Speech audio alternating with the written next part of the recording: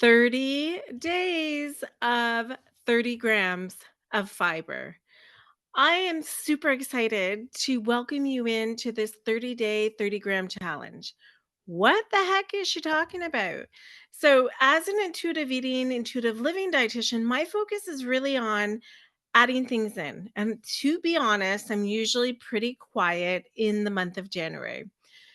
That's when, diet culture comes out. Everyone's setting their New Year's resolutions. Their focus is on taking things out and restricting. And I tend to not want to feed into that narrative. So typically I'm a bit quieter. And if I'm honest, this year, we're in a 9 year. I am cleaning out. I am clearing out clutter and really focused on getting rid of stuff that doesn't serve me anymore in my business, in my work, in my home.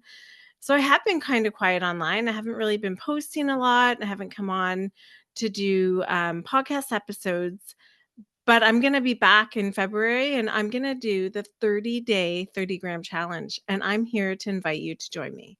So, what does 30 days of 30 grams of fiber, what does that look like? Why would we do that? What does fiber do for us? So, fiber actually does a heck of a lot for us. And I wanted to review that before I go in and I show you how we can get to 30 grams of fiber a day. I wanted to give you some key examples. So, it improves our digestive health. Of course, we know fiber helps us go to the bathroom. And I think that's what a lot of people relate to fiber. But it also helps our gut stay happy. And when our gut is happy, our whole body is happy. Our microbiome is related to inflammation, skin conditions, weight management. There are so many ways that our body talks to us, and our microbiome is a key player in so many systems within the body and the health of the body. Reduces risk of diverticulitis or colon cancer. Those are things that nobody wants to have to deal with, and having enough fiber is going to help with that. It also keeps us feeling full. Okay, so if you're someone that's always hungry, having adequate fiber, it fiber swells. So it gives us that fullness and that satiety that can help us, get to the next meal without being hungry. It also helps regulate blood sugar. So it keeps that blood sugar stable, which can have a role in weight management. It can also make us eat less because we're full and we're satisfied.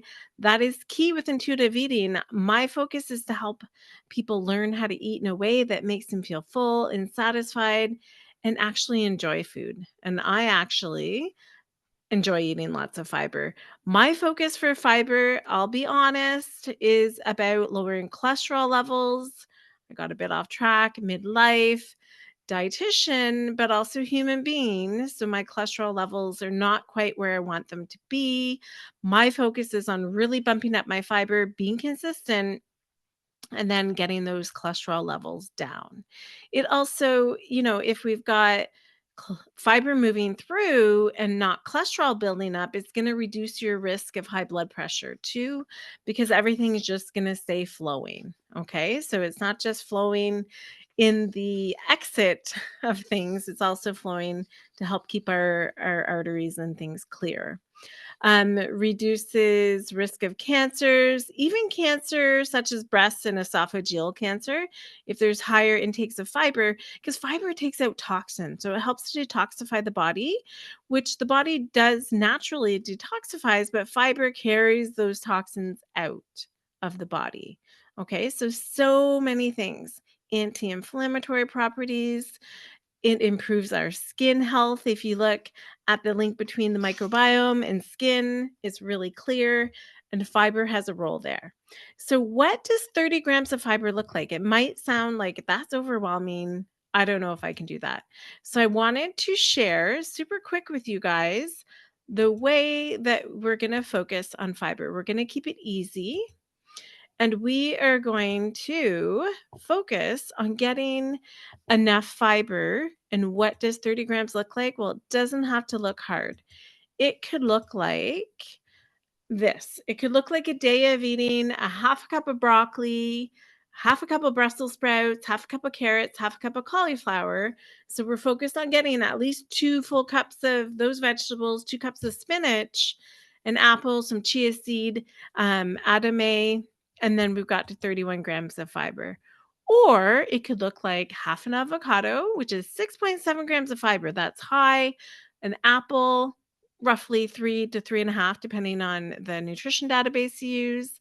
A third cup of all bran bud cereal. That's one of my tricks onto a way to get a lot of fiber in.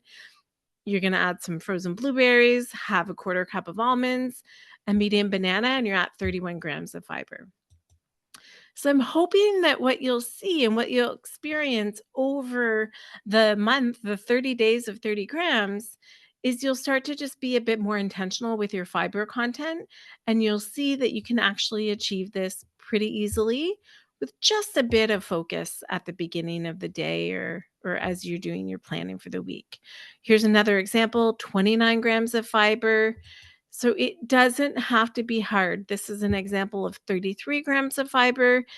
Doesn't have to be hard to hit the fiber target. If we're focused on fiber, we're also going to make sure we're hitting 2.5 liters of total fluid for the day. We don't want that fiber to back things up and have that negative effect either.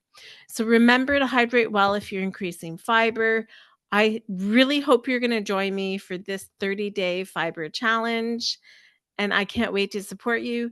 And for every month for the remaining months of 2025, I'm going to focus on one key change every month.